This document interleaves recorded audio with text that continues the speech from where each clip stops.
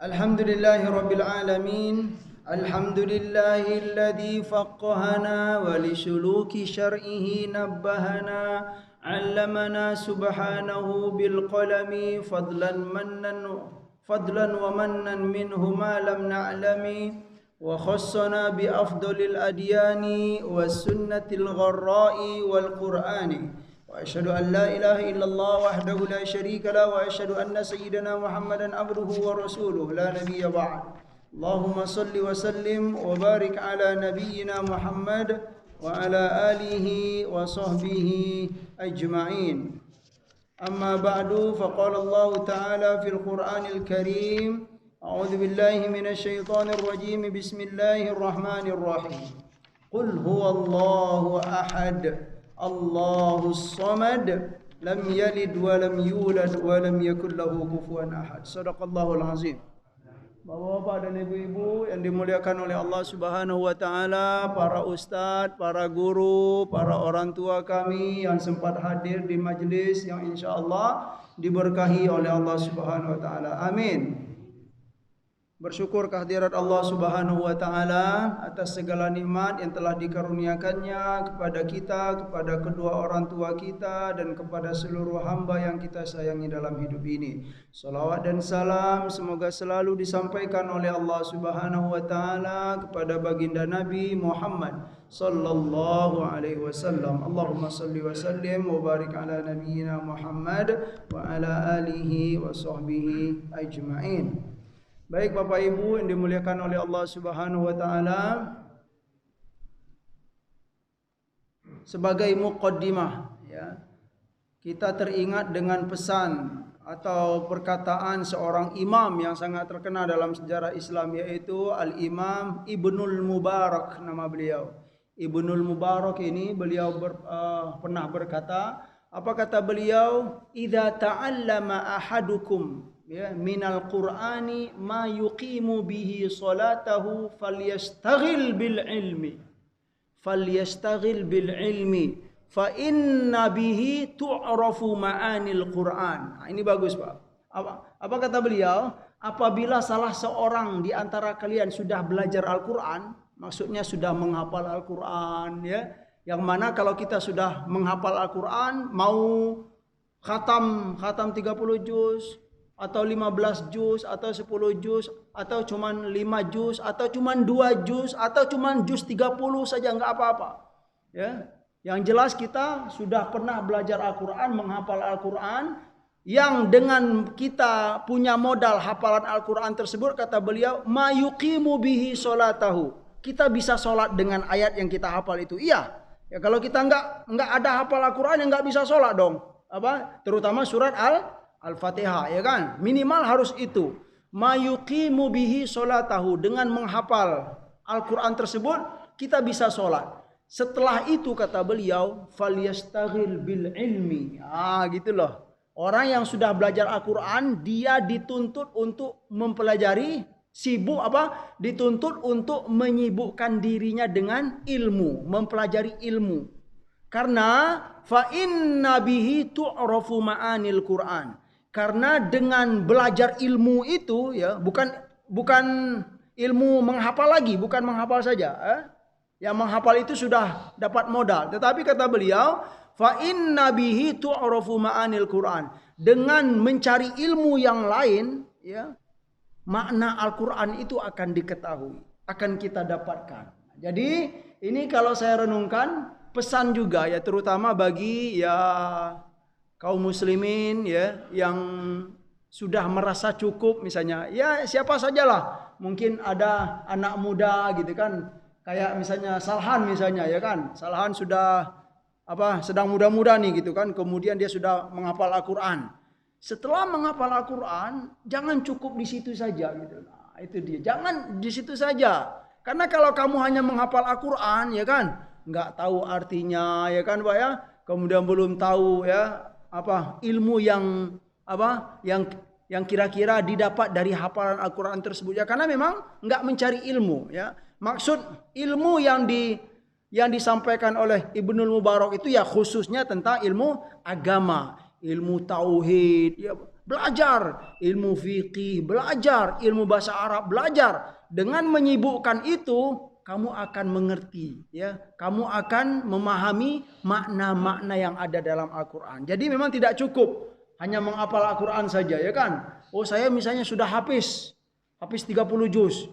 Cukuplah gitu kan, sudah cukup semua. Belum, ya. Ya kalau kita habis saja gitu misalnya kan, tetapi kita nggak tahu apa yang kita sebut gitu Pak ya. Kemudian maknanya apa, kemudian hukum-hukum yang ada di ilmu-ilmu yang ada di dalam yang kita hafal tersebut, ya berarti ya kurang bermanfaat gitu loh. Bukan berarti kita mencela hafiz ini, tidak. Dia sudah hafiz itu sudah syukur, alhamdulillah ya kan. Syukur, susah loh menghafal Al-Quran itu. Tetapi setelah itu kata beliau, falyastaghil bil ilmi. Sibukkanlah diri kamu mencari ilmu. Fa inna bihi tu'rafu ma'anil Quran. Dengan ilmu-ilmu yang kamu pelajari yang lain itu, boleh kita kaitkan dengan ilmu-ilmu yang umum, ya, seperti apa? Ilmu biologi, ya, itu ada kaitannya dengan Al-Quran. Ilmu perbumian yang ada dalam bumi-bumi itu semuanya apa? Ya, ilmu ya tentang astronomi dan lain-lain, itu semuanya ada kaitannya dengan Al-Quran. Yang jelas, kalau kita sudah punya modal Al-Quran, sibukkanlah ilmu dengan mencari ilmu yang lain. Semoga dengan begitu kita akan diberikan oleh Allah Subhanahu wa taala keterbukaan hati untuk memahami makna-makna Al-Quran tersebut. Itu sekedar mukadimah Bapak Ibu yang dimuliakan oleh Allah Subhanahu wa taala.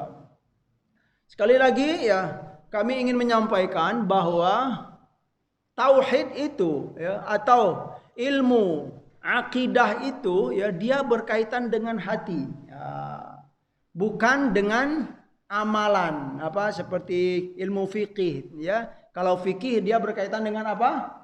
Amali atau amali ya. Ilmu yang amali ya, kita ruku ya kan, dalam sholat itu harus ada tomaknina ya kan, itu bersifat amali. Tapi kalau akidah ini dia berkaitan dengan hati. Hati ya Pak ya, dengan sebuah keyakinan ya.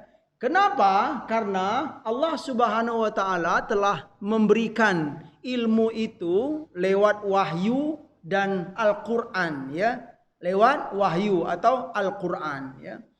Buktinya apa? Qala Allah Ta'ala, amana ar-rasulu bima unzila ilaihi mir rabbih wal mu'minun. Nabi itu telah beriman terhadap apa-apa yang telah diturunkan oleh Allah Subhanahu wa taala kepada beliau. Tetapi bukan hanya Nabi, siapa lagi? Wal mu'minun, ya kan? Kullun amana billahi wa malaikatihi wa kutubihi wa rusulihi. Nah, ini sebagai bukti juga bahwa perkara akidah ini perkara qalbiyah, ya kan? Dia berkaitan dengan qalbi, ya, bukan berkaitan dengan amalia, ya. Jadi ya kalau dia perkara qalbi ya tentu kita harus meyakininya gitu, meyakininya dengan sebenar-benarnya gitu Pak ya, mempelajarinya dengan sebenar-benarnya ya, agar dia menjadi sebuah keyakinan. Terus yang menarik lagi, keyakinan ini ya, keyakinan yang kita yakini itu ya, agar dia menjadi sebuah akidah, nah, itu Pak ya, dia ada keyakinan, ada akidah. Akidah itu Pak sesuatu yang tidak bisa sesuatu yang tidak menerima keraguan, itulah disebut dengan akidah. Ya, saya berakidah berarti saya tidak saya berakidah kepada Allah bahwa Allah itu Maha Esa. Ya, maksudnya apa? Saya tidak menerima keraguan. Ya, itu dia. Saya tidak menerima keraguan bahwa Allah itu Maha Esa, tidak ada Tuhan selain Allah. Saya berakidah ya bahwa kehidupan di akhirat itu ada. Ya. Berarti kita tidak ada sedikit pun dalam hati ini keraguan. Iya, ya, kehidupan yang yang nyata, yang maha kekal di akhirat itu ada. Nah, ya, dalam bahasa Arab ada dalam sebuah kamus yang terkenal juga Bapak Ibu yang dimuliakan oleh Allah Subhanahu wa taala, kamusnya berjudul Al-Mu'jam Al-Wasit ya. Al-Mu'jam Al-Wasit, ya. Di sana ada terdapat definisi atau makna al-aqidah. Apa itu aqidah? Ya, dalam Mu'jam Al-Wasit itu dikatakan al-aqidatu hukmun alladhi la yaqbalu syak lada mu'taqidihi, ya. Lada mu'taqidihi, ya. Al-aqidah itu adalah sebuah hukum alladhi yang la yaqbalu syak. Ya, akidah itu sebuah hukum, sebuah perkara, ya. La yaqbalu syak. Dia tidak menerima keraguan, ya. Bagi orang yang menganutnya, bagi orang yang meyakini sebuah akidah tersebut. Jadi, agar keyakinan ini menjadi sebuah akidah, dia tidak boleh diiringi dengan keraguan, Bapak Ibu. Karena kenapa? Kalau ada keraguan dalam hati kita berarti dia bukan akidah, tetapi apa? Zon kalau bahasa Arabnya. Zon itu adalah prasangka saja. Nah, gitulah. Zon itu hanya prasangka. Jadi kalau keyakinan kita, ya, kepada Allah, kepada hari akhir, kepada kita dibangkit lagi setelah kita dimatikan oleh Allah, nanti kita akan dihidupkan oleh Allah Subhanahu wa taala semuanya, ya. Ya. Keyakinan itu, ya, tidak boleh dicampuri oleh keraguan. Karena kalau ada keraguan di dalamnya itu bukan akidah lagi, tetapi dzon. Dzon itu adalah prasangka atau sangkaan, bukan akidah. Subhanallah. Jadi memang harus Bapak Ibu, memang harus pasti, ya, sebuah kepastian yang harus memang diyakini. Ya, baik. Di minggu-minggu yang lalu alhamdulillah kita sudah sampai tentang apa Bapak? Tentang Asmaul Husna, alhamdulillah, ya. Kemudian terakhir Ismullahil A'zam, ya kan? Ismullahil A'zam. Dari sekian banyak nama-nama Allah itu ada nama Allah yang paling agung, yang mana kata Nabi sallallahu alaihi wasallam, "Idza du'iya bihi ajaba wa idza su'ila bihi a'ta." Kalau kita berdoa pakai nama Nama Allah yang paling agung itu atau Ismullahil A'zam, ajaba, Allah akan mengabulkan doa kita. Allah pasti akan mengabulkan. Wa idza su'ila bihi a'ta. Apabila kita minta sesuatu kepada Allah, Allah pasti akan beri. Kalau kita pakai format. Nah, kalau bahasa kitanya format doa ini. Nah, gitu loh. Pakai format doa ini, yaitu setiap kita berdoa atau sebelum kita berdoa sebut nama Allah yang paling agung itu.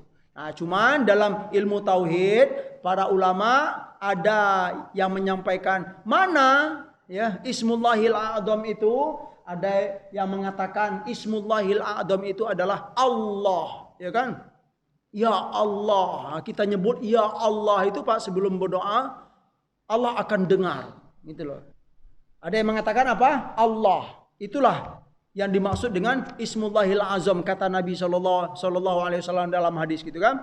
Ada yang mengatakan, ya, seperti kalau Said Sabiq dalam kitabnya, yang dimaksud dengan Ismullahil A'zam itu kata beliau kumpulan doa, sederetan doa yang mana di dalam doa itu ada nama Allah di dalamnya. Bukan hanya lafaz Allah saja, boleh jadi di dalamnya Al-Hayyu Al-Qayyum, ya kan? Ya. Misalnya ya Hayyu ya Qayyum bi rahmatika astaghits, ya. Bi rahmatika astaghits, ya. Selagi dalam kalimat doa itu ada nama-nama Allah, itu bisa dikatakan kalimat doa itu sudah memakai format doa Ismullahil A'zam. Ada juga, ya, seperti dalam hadis Nabi sallallahu alaihi wasallam yang dimaksud dengan Ismullahil A'zam itu seperti doa Nabi siapa? Nabi Yunus alaihi salam, ya.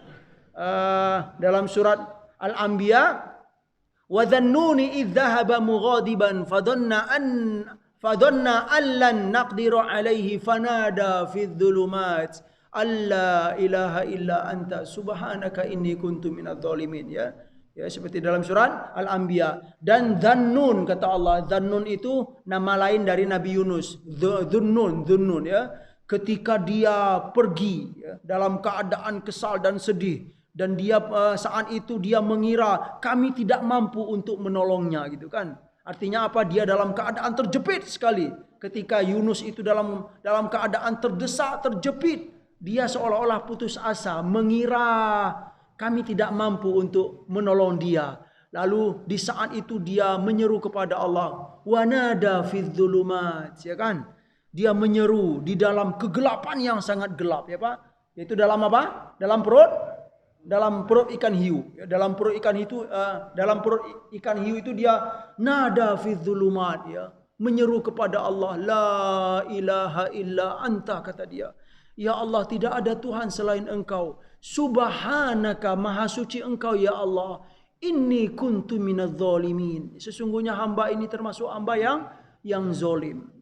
Coba Bapak Ibu ya, seorang nabi yang tidak ada salah mau mengaku dirinya zalim. Ya setidaknya kalau kita gitu Pak ya, nggak usahlah ngaku diri zalim gitu kan. Kita mau ngaku diri ini kurang aja itu sudah syukur. Ya Pak ya, banyak kurang ibadah kita, syukur itu kalau mau mengaku Pak ya. Semoga pengakuan itu dihargai oleh Allah Subhanahu wa taala, ya kan? Kita kurang berzikir, ya diakui itu, ya. Ya Allah, memang kami ini kurang sekali zikir ya, terutama hamba ya Allah. Saya ini kurang sekali semangat untuk mencari ilmu misalnya. Akui itu ya. Dengan pengakuannya, semoga Allah akan menyayangi kita, ya. Wa nada fi dzulumati alla ilaha illa anta subhanaka inni kuntu minadz zalimin. Ketika dia berdoa itu langsung dijawab oleh Allah Subhanahu wa taala. Fastajabna lahu wa najjainahu minal ghammi, kata Allah Subhanahu wa taala. Lalu kami dengar ya, fastajabna lahu, kami kabulkan ya, permintaan ya, seruan Nuh itu ya. Wa najjainahu minal ghammi. Ya, kami kabulkan lalu kami selamatkan ia dari apa istilahnya masa sulit tersebut. Ya, kami selamatkan ia. Wa kadzalika nunjil mu'minin, dan begitu pula lah kata Allah Subhanahu wa taala, kami atau cara kami menolong orang-orang yang beriman. Makanya dalam hadis kemarin bagaimana Bapak Ibu? Ketika Rasulullah SAW menyampaikan ini, para sahabat bertanya, wahai Nabi, apakah doa yang disebut oleh Nabi Yunus itu dalam Al-Quran itu hanya untuk Nabi Yunus? Ya, kata para sahabat. Kemudian kata Nabi, wakada. Lalu Nabi membaca ya firman Allah setelah itu, wakadzalika nunjil mu'minin. Oh, begitu pula cara kami menyelamatkan orang-orang yang beriman. Maksudnya apa? Doa itu bukan khusus untuk Nabi Yunus, tetapi untuk kita orang-orang yang beriman. Baca itu di saat terjepit. Ya, kalau kita memang saat butuh ya, selalu butuh kepada Allah Subhanahu wa taala. Baca kalimat doa itu ya, doa itu. La ilaha illa anta subhanaka inni kuntu minadz zalimin. Itu sedikit review ya atau pengulangan ya. Semoga kita semakin ingat tentang pelajaran kita yaitu tentang Ismullahil A'dzam. Baiklah. Hari ini kita masuk pelajaran yang baru ya, bab yang baru. Bapak Ibu yang dimuliakan oleh Allah Subhanahu wa taala, yaitu tentang zat ilahiyah. Nah, ini bagus ini, Masya Allah.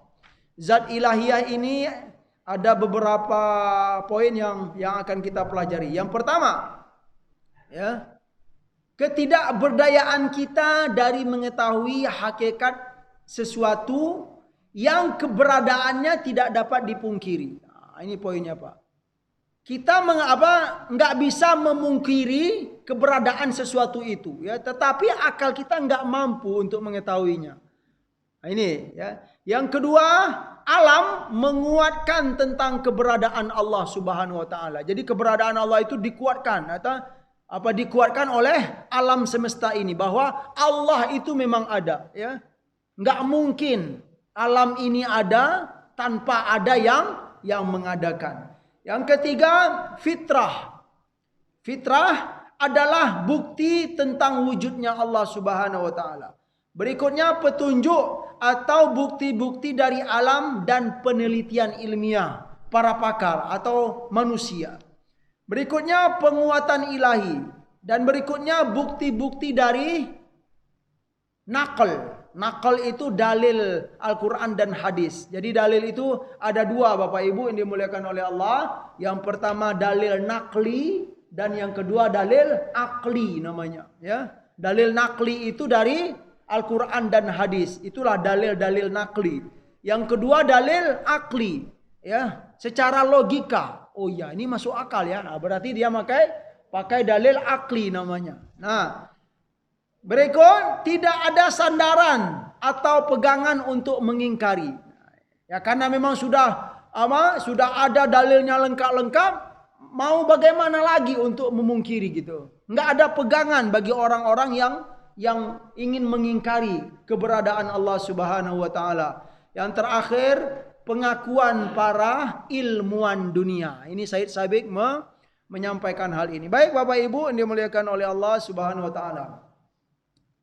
Poin yang pertama, mustahil kita dapat mengetahui zat Allah Subhanahu wa taala, ya kan?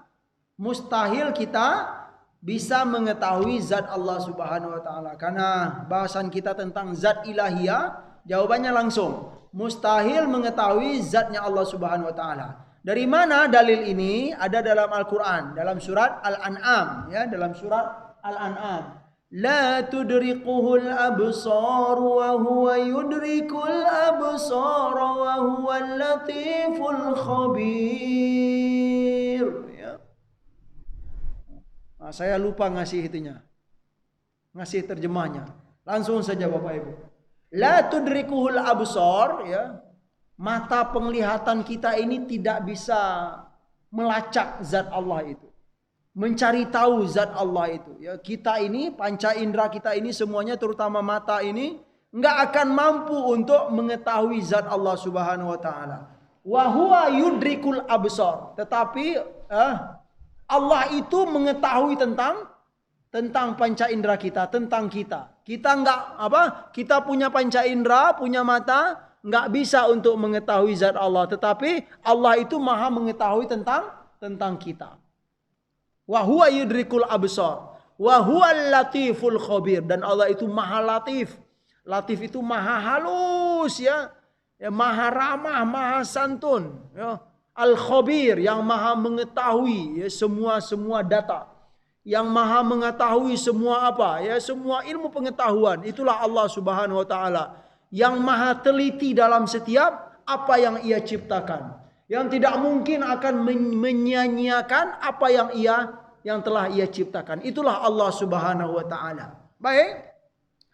Hakikat zat ilahiyah tidak mungkin akan diketahui oleh akal, karena kita tidak diberi sarana, ya, atau alat untuk itu. Nah, ini Bapak Ibu. Kita enggak bisa untuk mengetahui zatnya Allah. Kenapa? Karena kita tidak diberi alat untuk mengetahui itu. Kita tidak diberi alat, ya kan? Tetapi kita diberi ilmu enggak Bapak Ibu untuk mengetahui zatnya Allah, ya? Diberi ilmu, ya. Ilmu iya, tetapi alatnya enggak. Ya, maksud ilmu itu ya istilahnya? Cara Allah, ya, lewat alam, ya, kita diberi oleh Allah gitu kan pengetahuan, ya, lewat Al-Qur'an, lewat wahyu yang disampaikan oleh Nabi dan Rasul. Dengan itu kita mengetahui. Maksud mengetahui itu mengakui.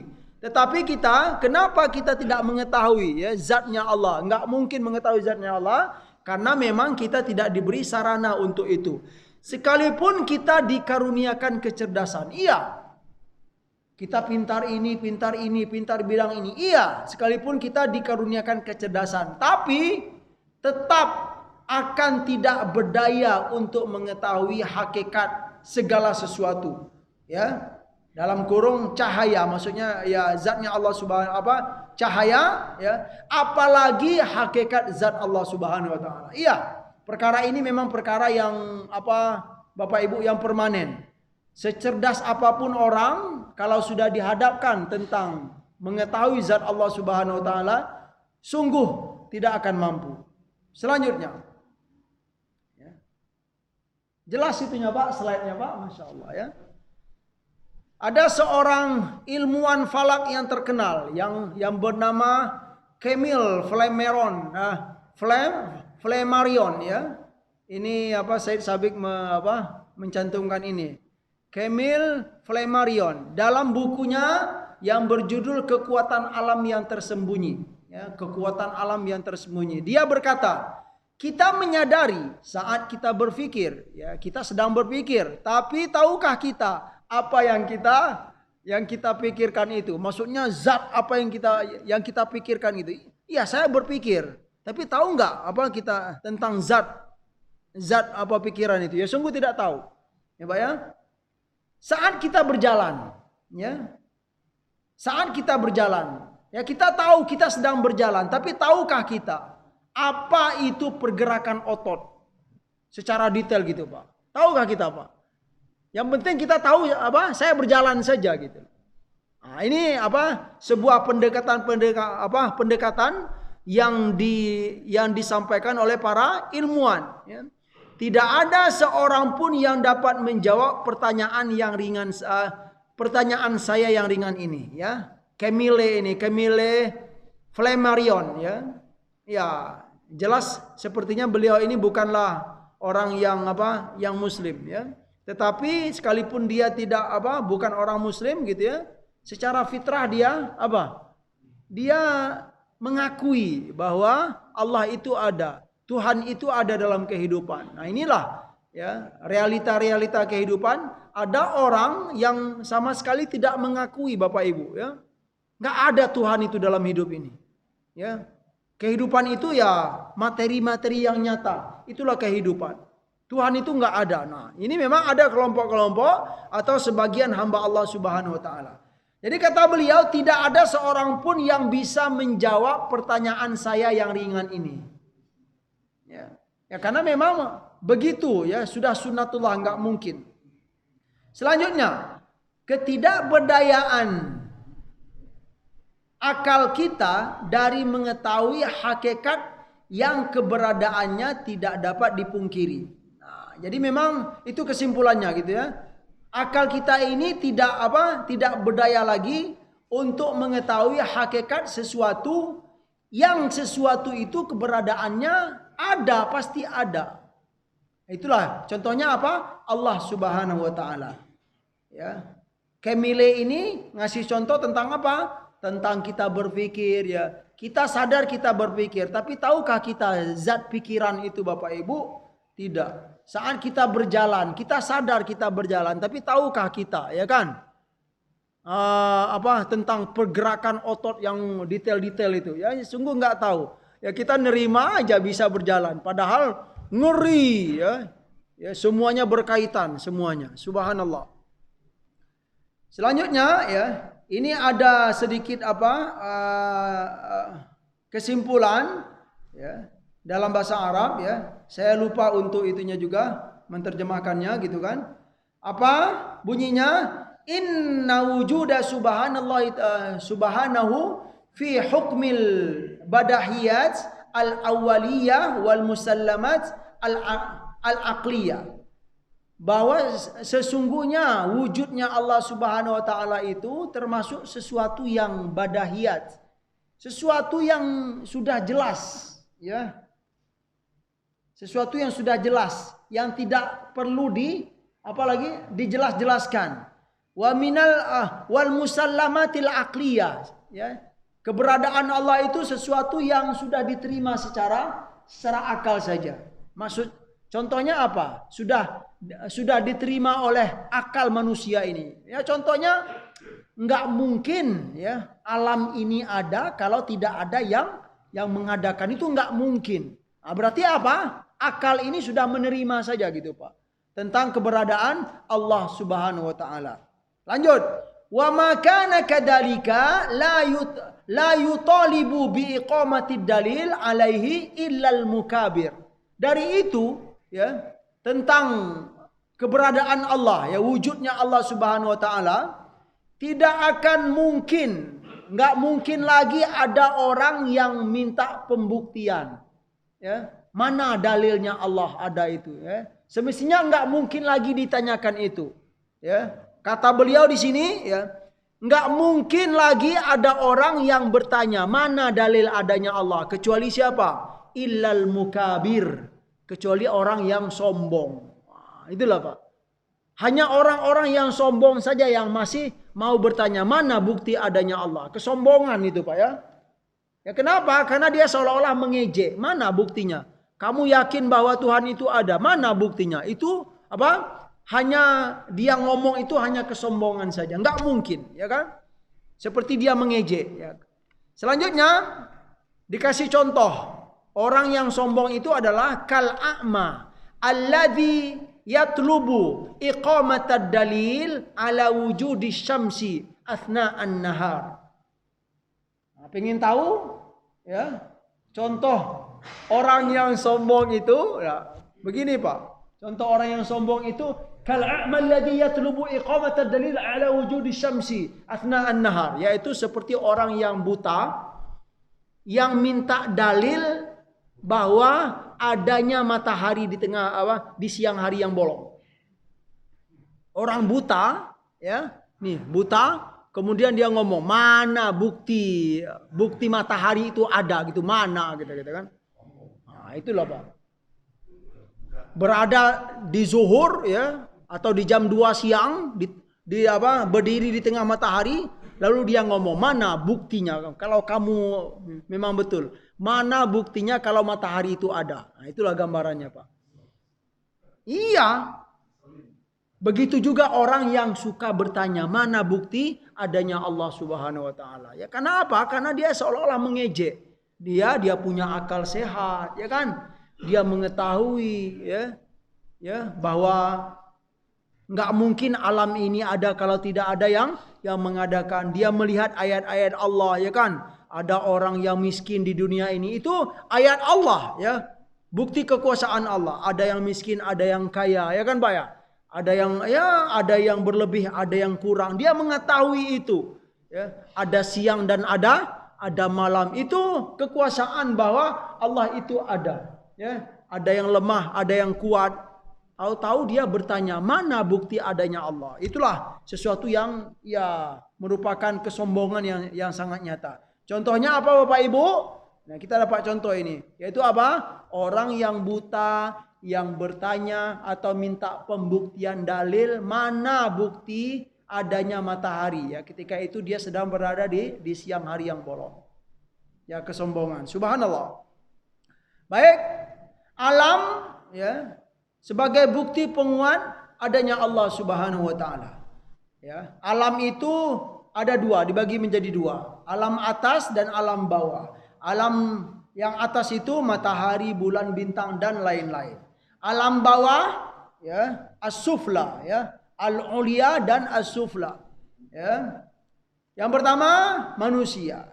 Itu ya kita ini termasuk alam. Alam itu kalau dalam kajian tauhid Bapak Ibu selain Allah. Ya, itulah alam. Ada Allah, ada alam, atau ada khaliq, ada makhluk, ya. Yang disebut dengan Tuhan itu atau Allah itu selain makhluk, ya. Kalau dia makhluk atau mirip dengan makhluk berarti bukan khaliq. Itu saja kesimpulannya. Bukan Allah, ya. Yang Allah itu bukan makhluk atau bukan alam. Itulah Allah Subhanahu wa taala. Jadi alam ada dua, alam atas dan alam bawah. Alam bawah kita. Ya, kita ini termasuk makhluk-makhluk Allah yang berada di bawah, ya. Yang hewan, tumbuh-tumbuhan, benda mati, ya, meja, dinding dan lain besi yang lain, serta hubungan dan keseimbangan yang rapi antara semua itu. Ya. Jadi pergerakan sistem yang ada dalam kehidupan ini juga termasuk alam. Ya, kenapa dia dikatakan alam? Karena ada yang mengatur. Ya enggak Pak? Ada yang mengatur. Ya. Siang, ya. Kok enggak siang selamanya? Ada yang mengatur. Yang mengatur itulah Allah Subhanahu wa taala. Ya, bukan makhluk, ya. Itulah Allah Subhanahu wa taala. Itulah yang Maha mengatur, yang Maha menciptakan, ya. Jadi yang disebut dengan alam itu bukan hanya seperti kita, hewan dan manusia dan tumbuhan saja, tetapi apa? Serta hubungan, ya, dan keseimbangan yang rapi antara semua itu. Ini semua adalah bukti adanya Allah Subhanahu wa taala, ya. Kalau enggak ada Allah, kalau tidak ada Khaliq atau kalau tidak ada yang mengatur semua itu, enggak mungkin ya sistem kehidupan ini akan rapi ya, tertata. Dengan rapinya sistem kehidupan ya manusia dan makhluk-makhluk yang lain bisa hidup dengan nyaman. Sedikit.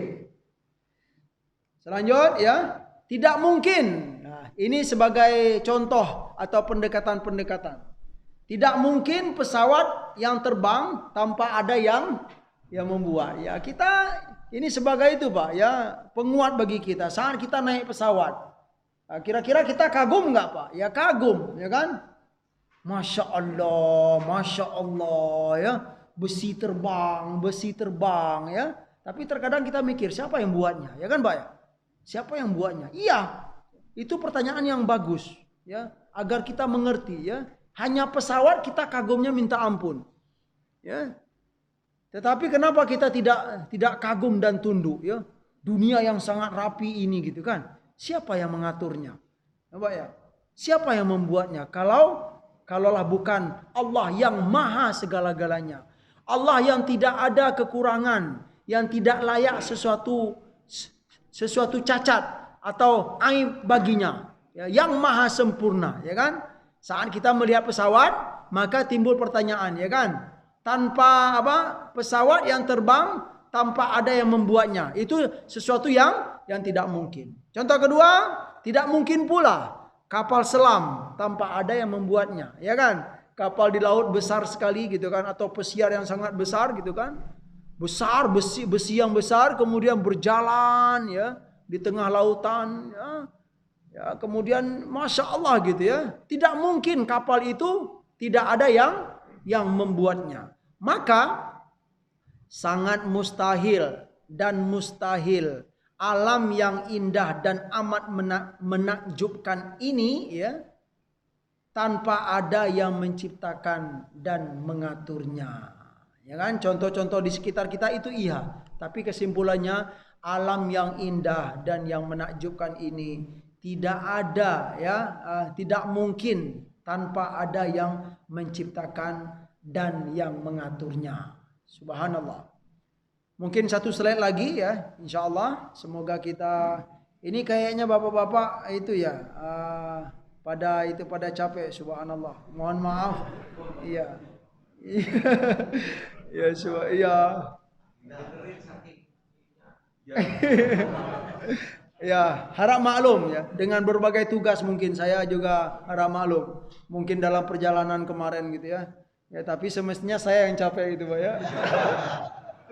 Ya, semestinya. Tapi ya kita diingatkan kembali lah tentang tentang kaidah dalam mencari ilmu. Apa kata Imam Syafi'i? Man lam yaduk dzullat ta'allum ya, tajarra'a dhullal jahli tula hayatihi, ya kan? Malam yaduk dhullat ta'allum atau murrat ta'allum, tajarra'a dhullal jahli tula hayatihi, ya. Ini biar itu lagi. Pak Ustaz capek, Pak Ustaz, jangan. Barang siapa yang tidak pernah merasakan susah dan pahitnya mencari ilmu, ya, maka ia akan menelan pahitnya kebodohan selama hidupnya gitu loh. Ya, saya menerima lah gitu, Bapak Ibu mungkin ngantuk gitu kan. Ya, tapi itulah perjuangan kita dalam mencari ilmu ya. Semoga itu dimuliakan oleh Allah Subhanahu wa taala. Amin. Jadi semangat semua ini kayaknya. Ngopi dulu gitu, Pak ya. Iya, Masya Allah. Terakhir satu slide. Jadi tentang alam ini Bapak Ibu ya, ternyata hamba-hamba Allah itu ya ada punya pandangan-pandangan. Yang pertama, kemungkinan terjadinya alam ini ya, ada yang mengatakan dunia ini atau alam ini berasal dari tidak ada. Dari tidak ada, yang pertama. Dari enggak ada, kemudian dia ada. Yang kedua mengatakan alam ini ada secara tiba-tiba katanya. Tiba-tiba aja gini-gini gitu loh. Itu ya, memang ya begitulah pandangan hamba Allah gitu ya. Yang ketiga, ada yang mengadakan dan ada yang menciptakannya. Nah, kita kira-kira masuk di nomor keberapa itu, Pak? Nah, keyakinan kita. Ya, semoga kita termasuk di nomor yang ketiga. Tapi ini bukan nomor pemilu gitu ya. Iya, ya. Semoga kita punya keyakinan bahwa alam ini ada yang mengadakan dan ada yang menciptakan. Bukan termasuk orang yang kedua dan orang yang pertama, ya kan? Kalau orang yang kedua mengatakan, ya, datang saja tiba-tiba alam ini gitu loh, Pak. Dan yang pertama, dia itu berasal dari tidak ada. Tetapi mereka yang pertama ini nggak mengakui gitu loh. Nggak mengakui, ya, dari tidak ada itu siapa yang mengadakan, mereka itu nggak ngakui gitu. Nah, jadi yang paling selamat kalau menurut kami gitu kan, yang paling sehat ya, itu adalah yang ketiga. Ada yang mengadakan dan ada yang menciptakannya.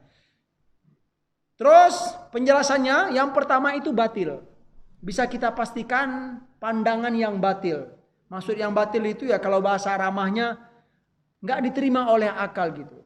Kok kita punya keyakinan bahwa alam ini berasal dari tidak ada gitu kan? Maksud tidak ada itu nggak ada yang mengadakannya, Pak, gitu loh, Pak. Ada gitu loh. Pokoknya begini saja. Yang kedua, datang tiba-tiba saja ya. Jadi yang pertama itu batil karena musabab ya, atau karena musabab berkaitan erat dengan sebab. Itu kaidah, Pak. Jadi dalam kehidupan ini ada kaidah apa? Sebab dan akibat. Ya kalau bahasa Arabnya musabab al asbab wal musabbab. Asbab dan musabbab. Kenapa yang pertama itu batil? Karena musabab ya. Ya kalau asbab musabbab itu kalau bahasa kitanya apa, Pak ya? Hukum apa? Ya sebab akibat kalau bahasa kitanya. Iya. Iya. Apa sah? Kausalitas. Ya, saya mungkin saya belum terbiasa bahasa-bahasa yang keren itu gitu kan. Iya. Mantap Ustaz gitu ya. Iya. Kausalitas. Ya, tapi sederhananya hukum sebab akibat. Kenapa itu batil? Karena musabab berkaitan erat dengan sebab. Artinya apa? Sebuah akibat itu pasti erat hubungannya dengan sebuah sebab. Atau kalau bahasa Arab lainnya ma'lul dan al-illah ya. Sebuah hasil itu erat hubungannya dengan muqaddimah. Gitu. Jadi keberadaan alam ini bisa kita kaitkan dengan akibat. Ya, Pak ya. Nggak mungkin alam ini ada kalau tidak ada yang mengadakannya. Ya, contoh lainnya, nggak mau tahu-tahu ketika kita masuk masjid ada air di sini gitu, Pak ya. Ya, tahu-tahu ada air. Terus kita bilang, ya ada saja gitu kan. Pasti kita kalau punya akal sehat bertanya, ya kan? Dari mana air tetesan ini? Paling gitu. Ini pengurus mana ini misalnya gitu kan? Pasti bertanya begitu orang yang punya akal sehat. Nah, contoh apa lagi, Pak? Tetesan air yang ada di sebuah tempat. Itu contoh. Iya. Kemudian kalau nggak mungkin ada asap kalau tidak ada. Itu dia. Subhanallah, ya kan? Itu hukum sebab akibat. Dan hukum ini pasti akan diterima oleh orang-orang yang punya akal sehat. Ada orang yang subhanallah misalnya anak ya yang baru tamat kuliah, kemudian prestasinya tinggi sekali gitu kan. Banyak dipuji oleh orang. Pasti orang bertanya ya, Pak ya, kenapa dia pintar sekali gitu ya, Pak ya? Bisa diterka enggak? Kenapa dia pintar? Bisa diterka karena apa? Karena dia mungkin rajin belajar. Enggak mungkin dia pintar dan cerdas kalau tidak rajin belajar atau bimbingan dari orang tuanya. Itu hukum yang sudah nggak bisa dipungkiri oleh orang-orang yang punya akal sehat. Jadi yang pertama itu batil. Yang kedua, nambah lagi slide-nya gitu, Pak ya. Ya tanggung gitu ya, subhanallah. Yang kedua, sangat tidak masuk akal. Yang mengatakan alam ini datang tiba-tiba, matahari datang tiba-tiba. Kata matahari. Ya. Sangat tidak masuk akal. Ya. Selanjutnya, Apakah tiba-tiba itu yang menciptakan laki-laki dan perempuan? Ya, kalau memang kita punya prinsip alam ini tercipta apa? Tiba-tiba. Kasih contoh. Apakah tiba-tiba itu bisa menciptakan perempuan dan manusia? Tiba-tiba itu bisa menciptakan? Ya tentu tidak. Ya Pak ya. Dan penyatuan keduanya dengan perasaan yang baik. Wah, ini saya sabik bagus contohnya. Jadi kalau ada suami istri, ya kan? Apakah mereka bisa bersatu itu ya karena tiba-tiba? Apa? Karena apa? Karena tiba-tiba itu mereka bisa bersatu, saling mencintai satu sama lain, ya. Karena tiba-tiba, sungguh tidak. Pasti ada yang menyatukan mereka. Itu contohnya. Pasti ada yang menanamkan rasa cinta di antara mereka berdua. Ya, Pak? Iya. Nah, kalau kita dalam bahas tauhid, siapa yang menanamkan rasa cinta itu? Siapa, Pak? Allah Subhanahu wa taala. Enggak mungkin ya dua hamba saling menyayangi dan mencintai secara tiba-tiba. Ya enggak mungkin lah. Kawin juga tiba-tiba. Ya kan? Punya beranak tiba-tiba juga gitu kan? Subhanallah, masa beranak tiba-tiba gitu kan? Sesuatu yang tidak bisa ya diterima oleh akal sehat, ya. Terus, apakah tiba-tiba itu juga yang menciptakan bumi beserta isinya? Ya, kalau memang berprinsip tiba-tiba. Langit dan segala apa yang ada dalamnya. Yang menciptakan atom. Apakah tiba-tiba itu yang menciptakan atom? Makanya kita dikuatkan oleh firman Allah Subhanahu wa taala dalam surat Ibrahim. Afillahi syak. Itu dia. Afillahi syakkun fatiris samawati wal ardh. Apakah tentang Allah itu masih ada keraguan? Gitu loh. Ini dalam surat Ibrahim seingat saya. Iya, ya. Apakah tentang keberadaan Allah itu masih ada keraguan? Syak, yang mana Allah itu fatiris samawati wal ardh. Dialah yang menciptakan langit dan bumi. Yang ketiga, bahwa ya kelompok hamba Allah yang punya prinsip bahwa alam ini ada yang menciptakan dan yang mengaturnya. Ditutup dengan firman Allah apa? Wa min ayatihi al-lailu wan-naharu wasyamsu wal-qamaru la tasjudu lisyamsi wala lil-qamari wasjudu lillah wasjudu lillahi alladhi khalaqahunna in kuntum iyyahu ta'budun.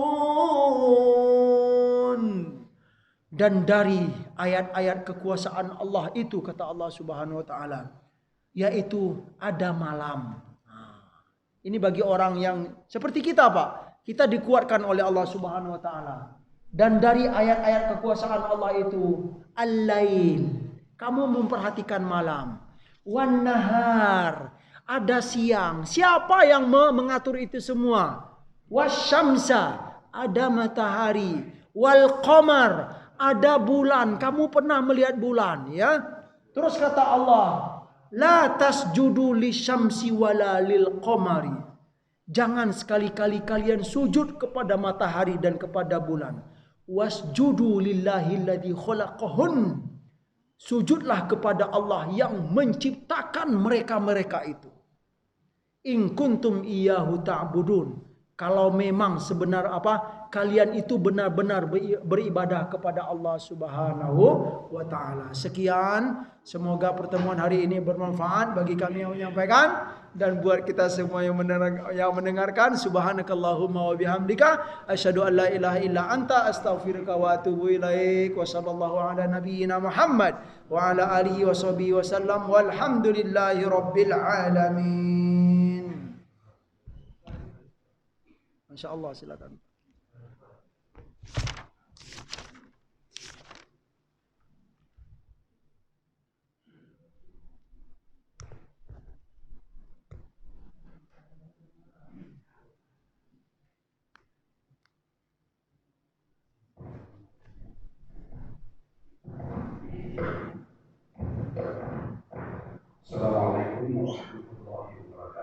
Waalaikumsalam. Materi kita hari ini zat ilahiyah yang memang tidak ada kemampuan makhluk untuk melihat ataupun melihat dengan panca indera yang diciptakan Allah.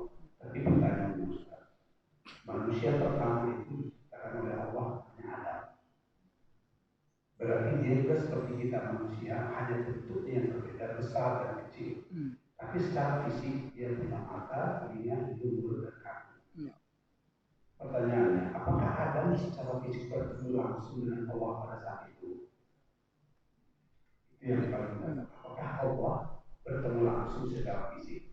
Berarti kan Adam itu tahu Allah, atau hanya sekedar wahyu saja mendengar. Karena di surah Sajadah itu masalah wanita kopi berkopi, ditiupkan roh ke dalam Adam. Itu saja pertanyaan. Terima kasih. Assalamualaikum warahmatullahi wabarakatuh. Masih ada Pak? Ya, Masya Allah. Waalaikumsalam warahmatullahi wabarakatuh. Ini ilaika. Kalau kita belajar kajian akidah itu kan kadang ada pertanyaan-pertanyaan tergelitik dalam hati. Ya, Masya Allah.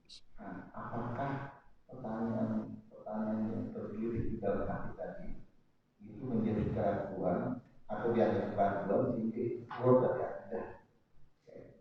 Itu pertanyaannya. Ya. Itu kita setiap kali belajar kajian akidah itu pasti ada pertanyaan-pertanyaan yang sedikit menggelitik. Iya. Saya khawatir itu kita yakin bahwa Allah itu tapi setiap kita belajar kajian itu pasti ada pertanyaan berpikir itu apakah itu mengeluarkan dari akidah? Ya, Masya Allah, bagus. Makasih. Cukup, Masya Allah. Ya, satu lagi, Masya Allah Pak itu, Pak Diki.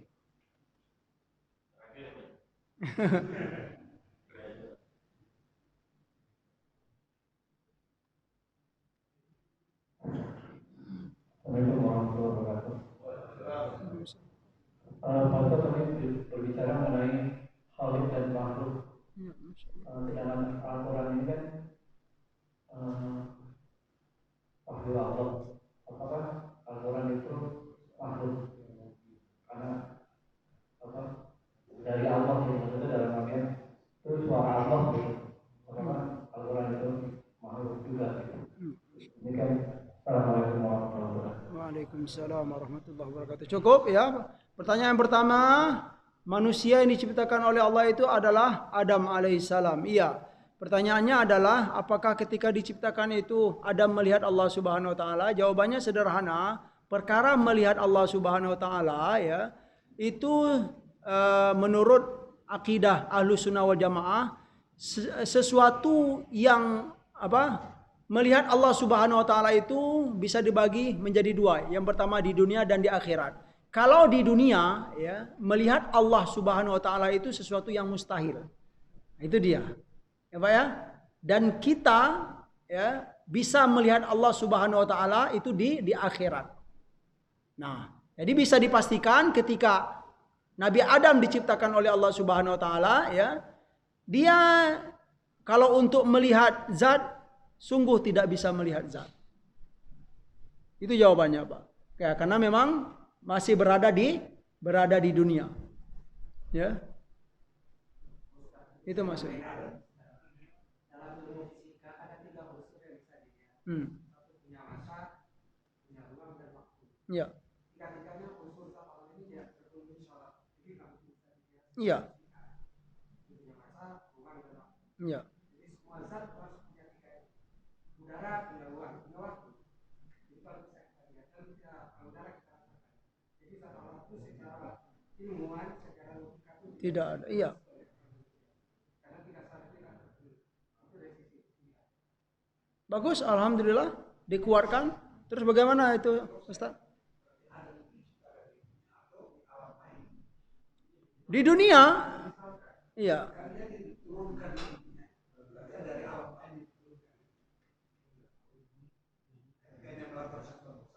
Ya. Ya. Iya. Jadi kalau dari penyampaian Ustadz tadi, kita harus bedakan juga, ada dunia, ada bumi gitu loh. Jadi kalau dunia itu ya bisa dipastikan bukan akhirat gitu loh, bukan alam akhirat. Iya, ya. Nabi Adam itu diciptakan di dunia, tetapi bukan di bumi, ya. Tapi kalau kita melihat, merujuk kepada surat yang ada dalam surat Al-A'raf, darinya kamu diciptakan dan darinya kamu dikembalikan juga, ya kan? Ini ya tentang sebuah khilafiyah juga, Pak, ya, tentang contoh gitu kan. Ya, ini bahasan gitu. Apakah Nabi Adam itu ya ketika turun di bumi itu gitu kan, dia turun misalnya ini bumi, kemudian dia turun dari surga gitu kan. Ya, mungkin pemahaman kita, sebagian kita ya termasuk saya dulu juga begitu gitu kan. Ya, berarti seolah-olah surga itu di atas, ya kan? Kemudian dia turun ke bumi di sini gitu kan. Tetapi ada dalam Al-Qur'an itu minha khalaqnakum wa minha nu'idukum, ya. Nukhrijukum taratan ukhra gitu. Wallahu alam, nanti kita rujuk ada dalam surat Al-A'raf itu loh. Bahwa dari sana kami ciptakan dan dari sana kami mengeluarkan kalian. Maksudnya adalah memang Nabi Adam itu memang diciptakan di bumi gitu loh. Bukan dia istilahnya bukan memang turun dari surga begitu. Nah, cuman ya yang perlu kita pahami, jadi bumi itu atau bumi ya dunia itu ya jangan kita gambarkan seperti ini surga, ini dunia gitu, bukan, Pak, ya. Yang jelas untuk detailnya ini ya wallahu alam gitu, Pak, ya. Ya kita juga tidak dituntut. Nah, ini lagi ya kajian. Ya, kajian tentang istilahnya kalau sudah terlalu menjauh gitu kan, jangan terlalu diikuti gitu. Ya karena memang itu sudah istilahnya ya nggak tergambarkan bagi kita gitu, Pak. Ya, tapi yang jelas yang perlu kita ketahui dalam hal ini yang perlu dan wajib kita ketahui bahwa ya Allah itu menciptakan Nabi Adam, ya kan? Itu dulu. Kemudian Nabi Adam itu adalah ciptaan Allah Subhanahu wa taala. Kemudian lagi yang disampaikan Ustadz, Nabi Adam itu adalah manusia pertama diciptakan. Itu saja, ya. Untuk detail-detailnya bagaimananya ya sebaiknya mungkin ya kalau menurut kita ya jangan terlalu detail, Pak, ya. Ya. Yang kedua, ya pertanyaan, ya betul. Ya kaitannya yang kedua bagus sekali, Masya Allah. Kalau ya mengkaji tauhid ini pasti ada pertanyaan yang menggelitik. Apakah pertanyaan yang menggelitik itu bisa mengeluarkan kita dari akidah yang benar? Titiknya saya sampaikan, kalau pertanyaan itu akan membuat kita berbuat syirik atau berbuat menyerupakan Allah dengan makhluk, maka itu bisa. Ya, pertanyaan itu ya dengan pertanyaan itu akan menggiring kita kepada penyerupaan Allah dengan makhluk, atau kalau bahasa Arabnya tasbih, ya, menyerupakan Allah dengan makhluk. Maka kalau sudah mulai timbul pertanyaan begitu, stop, jangan dilanjutkan. Ya, contoh misalnya gitu kan, masuk masjid, pas masuk masjid di dinding masjid ada lafaz Allah, nah gitu loh, ya kan? Dinding masjid adalah lafaz Allah. Terus kita melihat, inikah Allah? Berarti apa kita? Kalau sudah mengarah ke sana, stop. Jangan dilanjutkan. Karena itu akan menggiring kita kepada berbuat tasbih namanya. Tasbih bukan tasbih.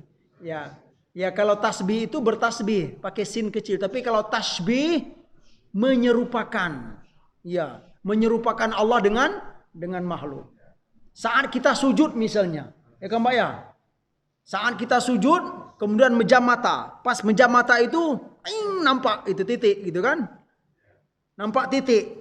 Nah, mulai hati ini, apakah itu Allah? Nah, itu, Pak. Ya. Jangan dilanjutkan ya, karena itu akan bisa menggiringkan kita kepada berbuat tasbih. Mungkin itu saja, ya. Masya Allah.